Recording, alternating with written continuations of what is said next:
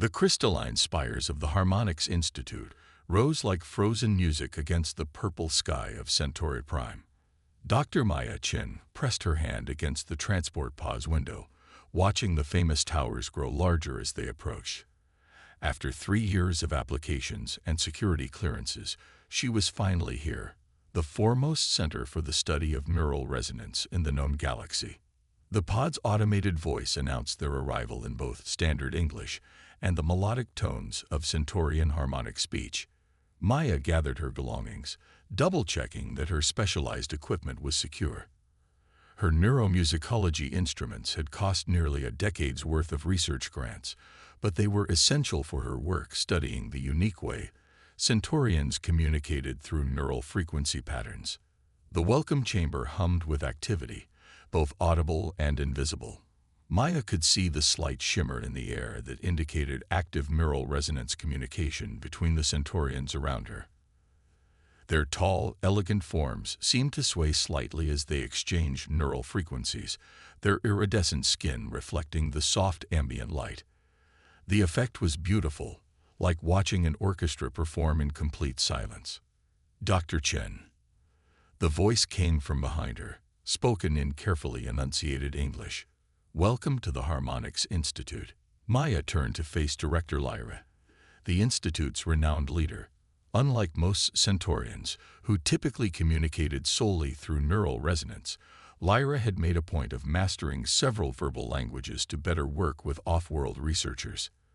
Thank you for accepting my research proposal, Director, Maya replied, bowing slightly in the traditional Centaurian greeting. I'm honored to be here. Your work on the relationship between human music and neural patterns is intriguing. Lyra's tone held a note of something Maya couldn't quite identify. Though I must warn you, your requested research subject is complicated. Maya followed the director through the sweeping corridors, trying to contain her excitement. You mean Nova? I've reviewed all the available data on their case. A Centaurian born without the ability to produce or receive neural resonance is unprecedented. The implications for understanding both your species' abilities and the nature of consciousness itself are enormous. Lyra stopped abruptly, turning to face Maya with an intensity that made the human researcher take a step back. Nova is sensitive. Many here view their condition as deeply unfortunate. There are those who believe studying such anomalies only brings shame to our institution. With respect, Director, Maya said carefully, where I come from, we've learned that what some call disabilities often lead to the most profound discoveries about consciousness and capability. Different isn't deficient. A subtle ripple passed across Lyra's iridescent skin, a sign of strong emotion in Centaurians. Perhaps. But I must ask, why did you really choose Nova for your research? The truth, please. Maya took a deep breath. Because when I reviewed the surveillance recordings from Nova's quarters, I heard them playing music. Not neural resonance. Actual, physical music. The harmonic structures they created were unlike anything in any known musical tradition. They weren't just playing notes. They were describing quantum patterns I've only seen in deep space telemetry. Lyra's eyes widened slightly. You believe. I believe Nova isn't disabled, Maya said firmly. I believe they're perceiving something the rest of us can't. And I think understanding what that is could change everything we know about consciousness, communication, and possibly the universe itself. The director was silent for a long moment, her skin shifting through subtle patterns of color. Finally, she nodded. Come with me. They descended to a quieter level of the institute, where the resonance-dampening fields were strongest. At the end of a long corridor, Lyra stopped before a door marked with a simple designation, Special Projects Laboratory 7. Inside, a young Centaurian sat at what appeared to be a modified quantum harmonic station. Their fingers danced across the controls with impossible precision, creating cascading patterns of light and sound that made Maya's breath catch in her throat. The music wasn't just beautiful, it was mathematical, precise, describing complex quantum equations through pure tone and rhythm. Nova turned as they entered, their movements sharp and uncertain without the neural resonance that usually guided Centaurian social interactions. But their eyes were bright with intelligence and something else. Hope, maybe, or recognition. "Nova," Lyra said gently, "this is Dr. Chen. She's here too. You heard it, didn't you?" Nova interrupted, speaking in halting English. "In the recordings. You heard what I was trying to say." Maya stepped forward, feeling the weight of the moment. "Yes," she said simply. "I heard the song of the stars." Nova's skin rippled with colors Maya had never seen in a Centaurian before. Bright, fierce patterns that seemed to pulse with joy. "Then you understand. I'm not broken. I just hear a different kind of music." "I understand," Maya said, already reaching for her instruments. "And I'm here to help everyone else understand too. If you'll let me." Nova's answering smile was like a sunrise. "When do we begin?" Behind them, Director Lyra watched with an unreadable expression as human and Centaurian turned to the quantum harmonics station together, already deep in discussion about frequencies and patterns. Perhaps, she thought, allowing this research had been the right decision after all. The music that began to flow from the laboratory was unlike anything ever heard on Centauri Prime. A bridge between worlds, a harmony of difference, and just maybe, the first notes of a revolution. 3 weeks into their research, Maya knew they were on the verge of something extraordinary. The data patterns from Nova's musical compositions matched perfectly with quantum fluctuations observed in nearby star systems. It wasn't just music, it was a map of the universe itself, written in frequencies and harmonies that no one had ever thought to look for before. But success had made them careless. They hadn't noticed the extra security cameras installed in the corridor outside their laboratory, or the way certain institute staff members lingered just a little too long when passing by their door. The first sign of trouble came during a late-night recording session. Nova was at the quantum harmonics station, translating a particularly complex stellar pattern into music, when all the power in their section of the institute suddenly failed. In the darkness, Maya heard the soft hiss of a pressure door sealing. "Nova, stop playing," she whispered, her hand finding her tablet in the dark.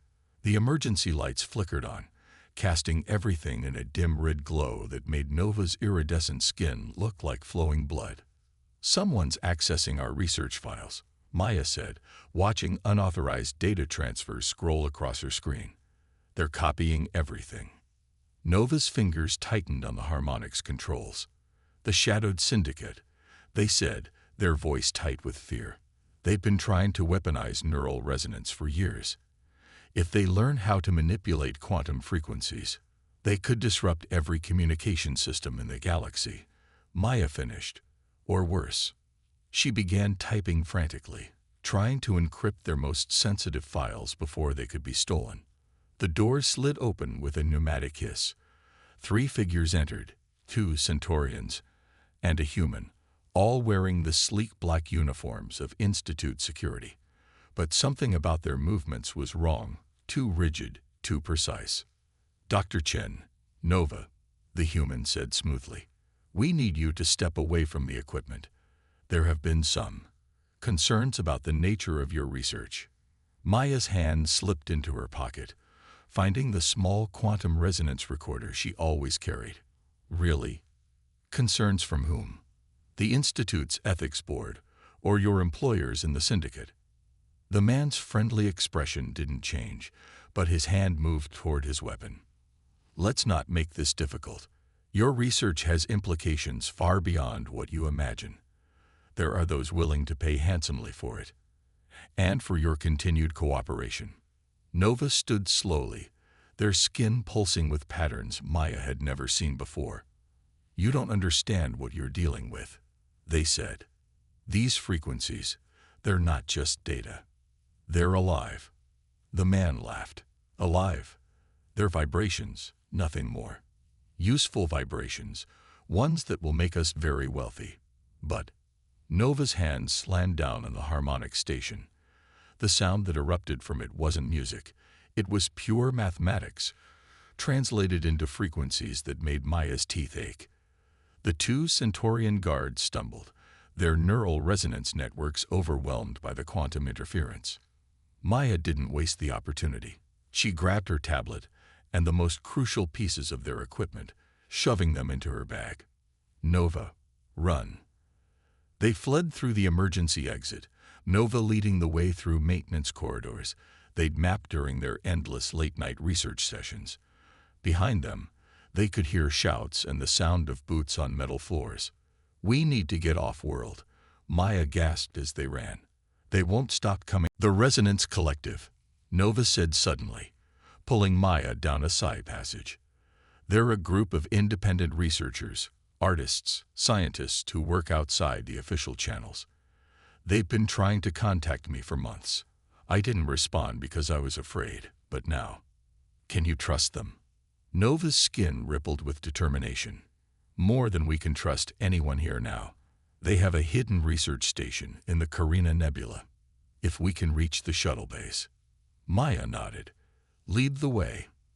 They emerged onto a maintenance walkway high above the Institute's main shuttle bay. Below them, security teams were spreading out, searching methodically, but they weren't looking up.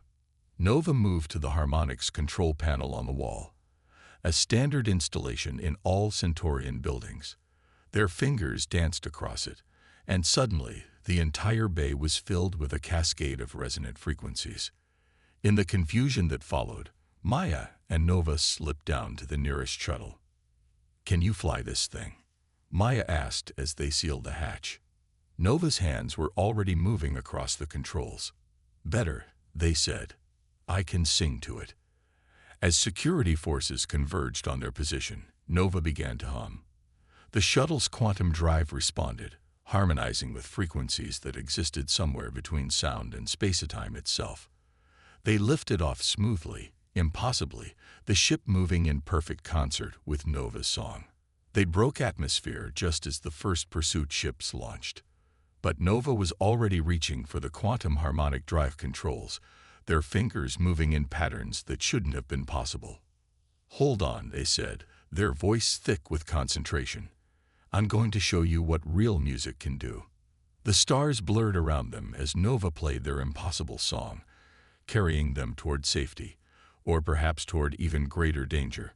Maya clutched her bag of rescued research data, watching her young friend work, and wondered if they had just started a war. Behind them, Centauri Prime dwindled to a point of light, then vanished among countless other stars. Somewhere ahead lay the Carina Nebula and the promise of answers. But for now, they were alone in the vast silence of space, carried forward by nothing but Nova's quantum music and the hope that they would find allies among the outcasts and dreamers of the Resonance Collective. The Resonance Collective's base floated in a sea of stellar gases, its crystalline structures nearly invisible against the swirling colors of the Carina Nebula. As their stolen shuttle approached, Maya could barely distinguish the station from the surrounding space until Nova began to sing. Their quantum harmonics made the station's cloaking field ripple with sympathetic frequencies, revealing a sprawling complex of interconnected research modules and artistic spaces. "Welcome to Harmony Point," said the voice over their comm system. "You're safe here, for now." They docked in a hidden bay, where they were met by an unlikely group. Dr. Aria Voss, a former quantum physicist whose theories about conscious energy had gotten her exiled from Earth's scientific community. Zix-427, a rogue artificial intelligence who had achieved sentience through exposure to Centaurian neural resonance, and Talion Bree, a Regelian composer whose experimental music had nearly triggered a revolution on their homeworld. "We've been watching your research," Aria said as they gathered in what appeared to be a combination laboratory and concert hall.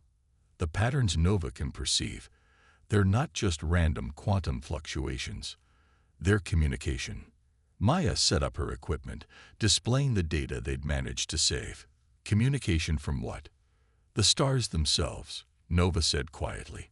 Their skin was rippling with complex patterns that seemed to match the swirling nebula visible through the station's transparent walls. "They're dying. All of them, faster than they should be. And they're crying out for help." This X427's holographic form flickered with calculated patterns. Our analysis suggests that the quantum fabric of space itself is becoming unstable. We've detected accelerated stellar decay in multiple systems. If the pattern continues, we estimate catastrophic cascade failures within 5 years. The Shadowed Syndicate knows, Talion added, their crystalline form catching the light of the dying stars. They're not just after weapons or power. They're looking for a way to profit from the coming disaster. Maya watched as Nova moved to the station's central quantum harmonics array, a massive instrument that made their setup at the Institute look like a child's toy. "Can you show us?" she asked. Nova nodded and began to play. The music that filled the chamber was unlike anything they'd produced before. It was the sound of stellar cores collapsing, of quantum fields unraveling, of the very structure of space-time crying out in harmonic distress. But underneath it all was something else, a pattern so subtle that Maya almost missed it. "There," she said, pointing to a recurring frequency. "That's not decay. That's a signature," Area finished. "Someone or something is deliberately destabilizing the quantum structure of space. The stellar decay isn't natural. It's an attack. But who could have that kind of power?" Maya asked. "And why?" Nova's hand stilled on the controls. "The Ancient Ones," they said. "The energy beings who taught my people neural resonance millennia ago. The stories say they existed as pure quantum consciousness, moving between the stars like we move between rooms. And you can hear them," this is 427 observed. "Your disability isn't a flaw. It's an evolutionary response to the coming crisis. Your brain adapted to perceive quantum frequencies directly, without the need for neural resonance." Talion moved to their own instrument, a modified quantum synthesizer. "If we could find a way to amplify Nova's ability, to translate these patterns into something more beings could perceive, we might be able to prove what's happening," Maya finished. "Show everyone the truth before it's too late." But Nova had gone still, their skin pulsing with alarm. "We don't have time," they said. "Listen." They played a new sequence, and Maya felt her blood run cold. The pattern of stellar decay was accelerating. What they had thought would take years was now happening in months. "The Syndicate's experiments with quantum frequencies must be making it worse," Area said. "They're like children playing with matches in a room full of explosives." An alarm blared through the station. DISX 427's form flickered rapidly. "Speaking of the Syndicate, they found us. Multiple ships dropping out of quantum space. Their energy signatures match known Syndicate vessels." Maya looked at the faces around her. Human, Centaurian, AI, Rigelian, all united by the music of a universe in crisis. "How long do we have?" "Minutes," Talion said, already moving to the station's defensive controls. "Maybe less." Nova's hands hovered over the quantum harmonics array. "I need more time. The Ancient One's message. I can almost understand it. There's something hidden in the decay pattern, like a key." "We'll buy you that time," Maya said firmly. She turned to the others. "The universe is singing its own requiem, but maybe, just maybe, we can change the ending. If we survive the next few minutes."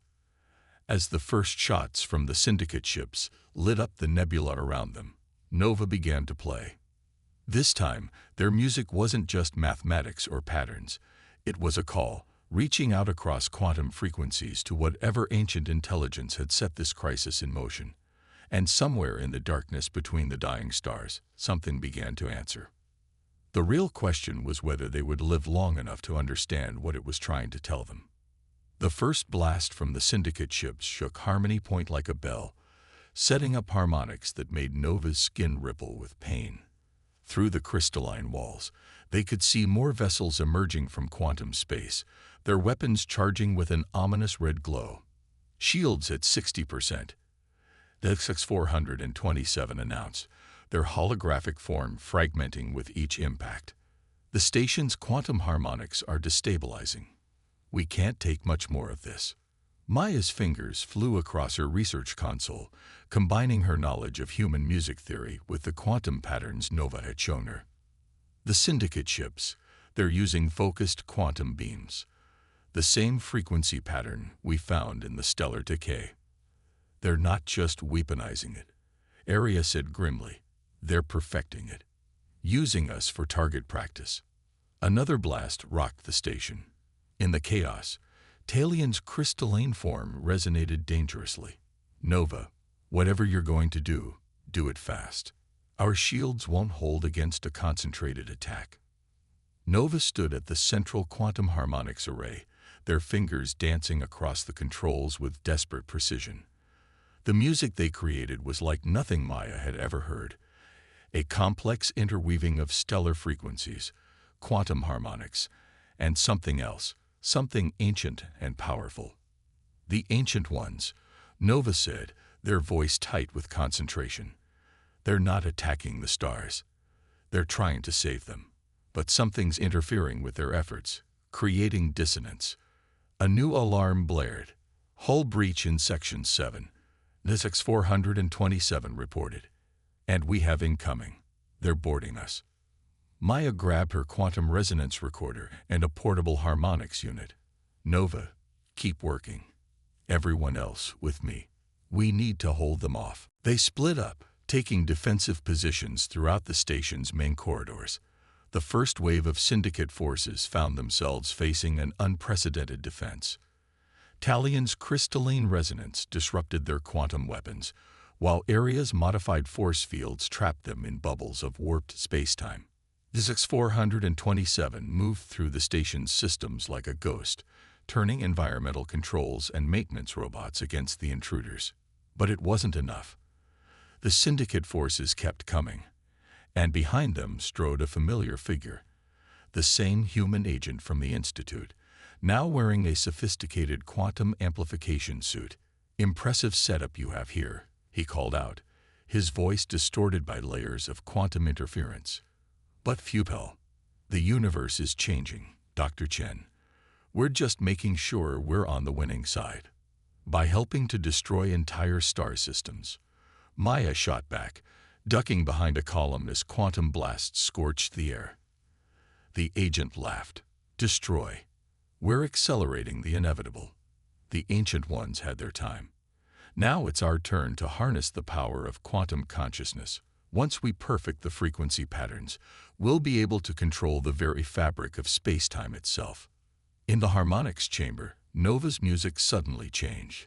The melody became deeper, more resonant, touching frequencies that made Maya's bones vibrate. Through the station's walls, the nebula itself seemed to pulse in response. You don't understand, Nova's voice carried through the station's comm system. The Ancient Ones, they seeded the universe with quantum consciousness. Every star, every particle vibrates with it. But consciousness isn't meant to be controlled. It's meant to be harmonized with. The agent raised his weapon. Pretty philosophy. But we'll take raw power over harmony any day. That's when Maya understood. She grabbed her portable harmonics unit and began playing the simple melody she'd been working on. A human song, based on the mathematics of quantum entanglement. Around her, the other members of the Resonance Collective caught on. Talion's crystalline form rang with complementary frequencies.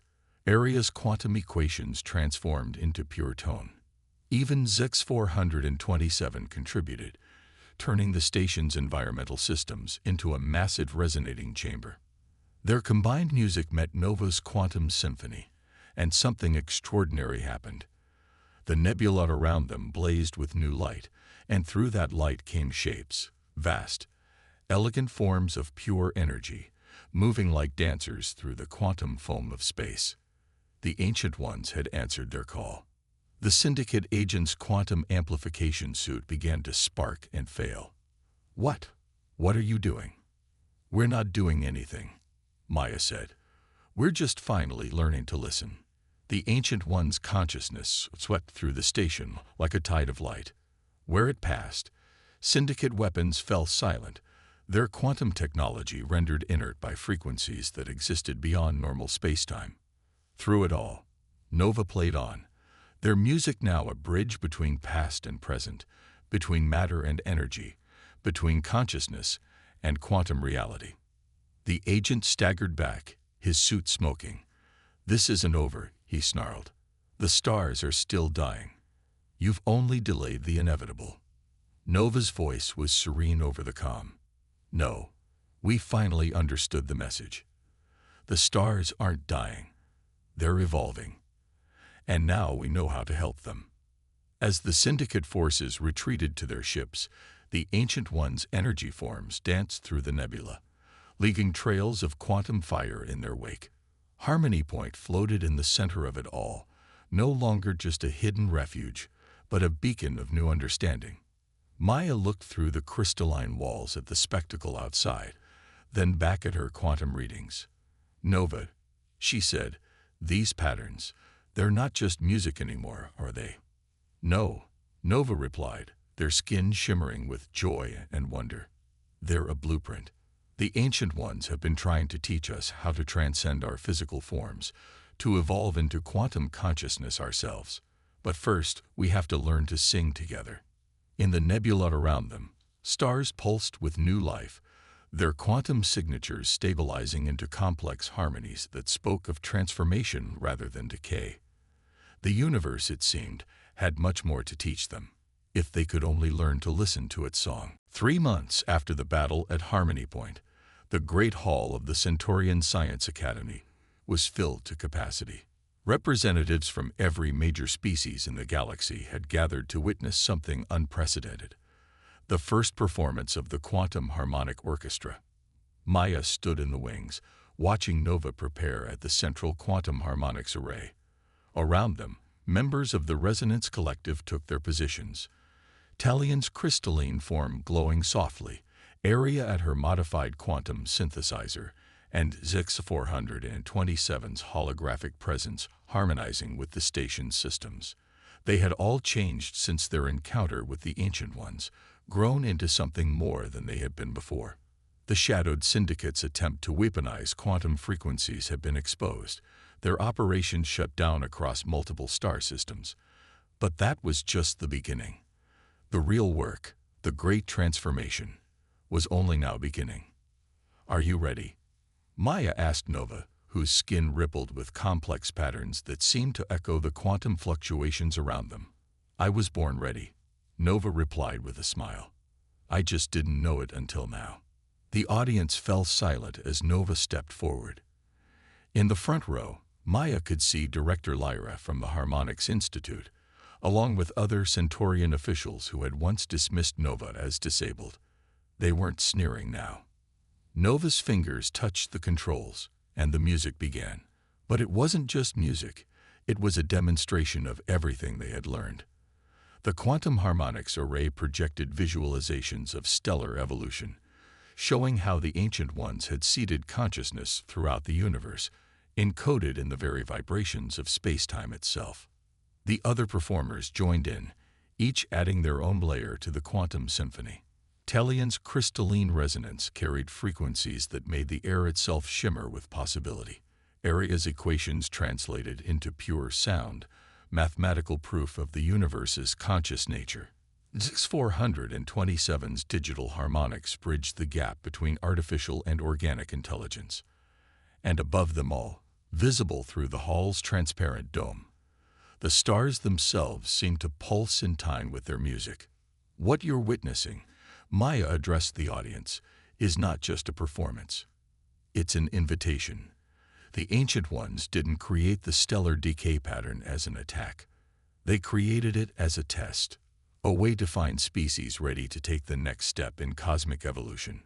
Through the quantum harmonics, Nova showed them the truth. The dying stars were not ending, but transforming, becoming nodes in a vast network of conscious energy that spanned the galaxy.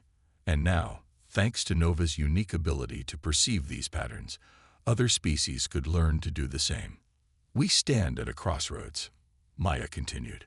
"We can cling to our old ways of thinking, seeing difference as deficiency, seeing power as something to be controlled and hoarded, or we can embrace a new harmony, one that celebrates diversity, that understands that every unique perspective, every supposed disability, might actually be evolution trying to teach us something new.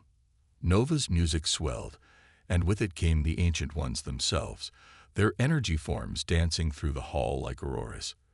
But this time, no one ran in fear. Instead, the audience watched in wonder as quantum consciousness manifested around them, offering a glimpse of what they too might one day become. The universe is not a machine to be controlled, Nova said, their voice carrying on waves of quantum resonance. It's a song to be sung. And every voice, every different, unique, wonderful voice, makes that song richer. In the months that followed, the Quantum Harmonic Orchestra became more than just a performance group. They established academies across the galaxy, teaching others to perceive and work with quantum frequencies. The Centaurian Science Academy created a new division dedicated to studying evolutionary variations in neural resonance, with Nova as its head researcher. The Shadowed Syndicate's old bases were converted into research stations, their weapons transformed into instruments. Even some former Syndicate scientists, having seen the truth about quantum consciousness, joined the effort to understand rather than control. Maya found herself traveling between worlds, helping to establish new protocols for quantum communication and consciousness development. But she always returned to Harmony Point, where it had all began. The station had grown into a thriving center of art, science, and transformation, its crystalline walls now housing researchers and performers from across the galaxy. One evening, as they watched the nebula dance with Ancient One energy forms, Nova turned to Maya with a pattern of colors she had never seen before rippling across their skin. "You know what the best part is?" they asked. "What's that?" "No one calls me disabled anymore. Not because I learned to be like everyone else, but because everyone else finally learned to see the value in being different." Maya smiled, remembering their first meeting in that quiet laboratory. Sometimes the universe has to sing a little louder to get its point across. Nova's fingers danced across the quantum controls, sending a cascade of harmonies out into space. The Ancient Ones responded with their own patterns of light and energy, a cosmic conversation that would continue evolving for generations to come. "The song is just beginning," Nova said softly, "and everyone's invited to join in." Above them, the stars pulsed with new life, their light carrying the promise of what humanity, and all conscious beings, might one day become, not through force or control, but through harmony, understanding, and the courage to hear the music in what others called silence. The universal chorus had begun, and it was beautiful.